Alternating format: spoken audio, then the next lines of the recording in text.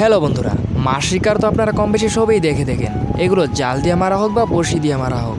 কিন্তু আজকে আপনাদের কীরকমই দুটি দেশ দেখাবো, যোন দুটি দেশে নাকি পাখি দিয়া মাছ ধরা হয় বা জন্তু দিয়া মাছ ধরা হয়। এই মাছগুলোকে ধরে স্থানীয় বাজারে মাছগুলোকে বিক্রি করে দেওয়া হয়। তো চলেন আজকের ভিডিওটা বিনা স্কিপ করে শুরু করি। তো ভিডিওটা আপনারা ফার্স্টে থেকে লাস্ট পর্যন্ত দেখতে থাকুন।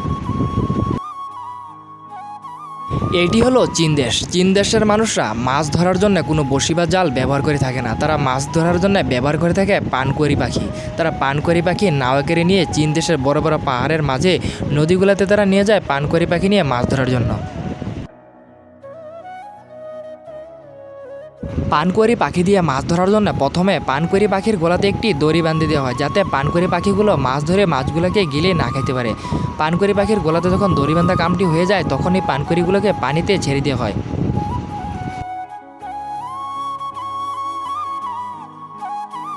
এই পাখিগুলো অতটা শিকারী যে তাদের মালিক যখন তাদেরকে পানিতে ছেড়ে দেয়, তখন এই পাখিগুলো পানির তলে চলে যায় বড় বড় মাছ ধরার জন্য। এই পাখিগুলো পানির তলে গিয়ে বড় বড় মাছ ধরার জন্য তারা অনেক সময় পানির তলেই থেকে যায়। যখন তারা বড় বড় মাছকে ধরে ফেলে, তখন তাদের মালিকের জন্য মাছটিকে তারা উপরে নিয়ে আসে। এই পাখিরা যখন পানির তলে থেকে বড় বড় মাছ ধরে নিয়ে আসে, তখন এই পাখির মুখে থেকে মাছগুলোকে বের করে চীন দেশের মার্কেটে তাদেরকে বিক্রি করে দেওয়া হয়। আর চীন দেশের মানুষরাও এই মাছগুলোকে অনেক পছন্দ করে থাকে। এই পানকোয়ারি পাখিগুলাকে দিয়ে চীন দেশের জেলেরা মাছ ধরে তারা সুন্দরভাবে তাদের সংসারটি জীবনযাপন করে থাকেন। সন্ধ্যার দিকে পানকোয়ারি পাখিগুলোকে তারা ছোট ছোট মাছ পেট ভরে খেতে দেয়। পানকোয়ারি পাখিগুলো পেট ভরে মাছটি খেতে থাকে।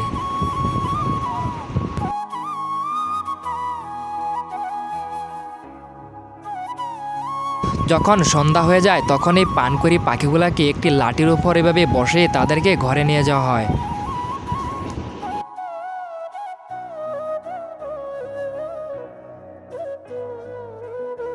এটি হলো বাংলাদেশ। বাংলাদেশের জেলেরা মাছ ধরার জন্য তারা ব্যবহার করে থাকেন টাইগার উদ। বাংলাদেশের জেলেরা মাছ ধরার জন্য তারা বড় বড় নদীতে বা সুন্দরবনের নদীতে তারা বড় বড় জাল পাতে এই উদগুলাকে পানিতে ছেড়ে দেয়। তখন এই টাইগার উদগুলো মাছগুলাকে খেতে খেতে জালের দিকে নিয়ে যায়। তখন জেলেরা জালটিকে উঠে মাছগুলাকে এভাবে সংগ্রহ করে ফেলে।